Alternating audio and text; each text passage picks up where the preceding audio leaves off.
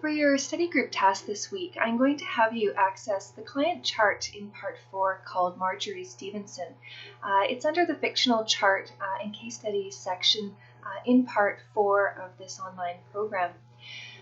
The chart itself is really about a client who has multiple comorbidities that is on extensive drug therapy.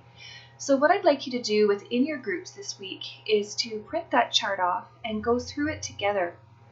And because the focus of the basic care and comfort section is on skills as well as assessment, I want you to actually map out what a focused assessment would look like for this client. Please use a systems approach, so talk specifically around respiratory, cardiac, GI assessment, and really put in what your assessment would focus on. So I expect in this assignment that you will actually look at her disease conditions and what common assessment findings would be for a client who has this disease condition or a client who's experiencing a symptom or side effect of the condition.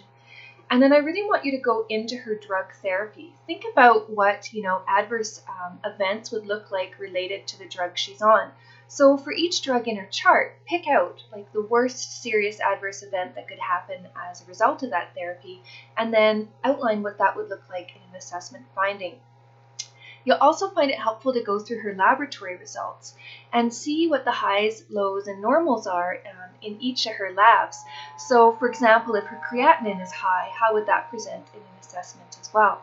So this exercise is going to actually consolidate a lot of the knowledge you've been acquiring around assessment in your last 4 years, as well as within the context of the exam.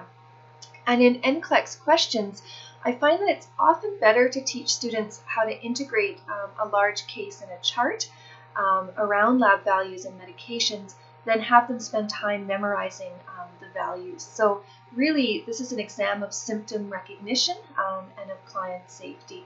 So good luck with the exercise, and again, email me if you have any questions.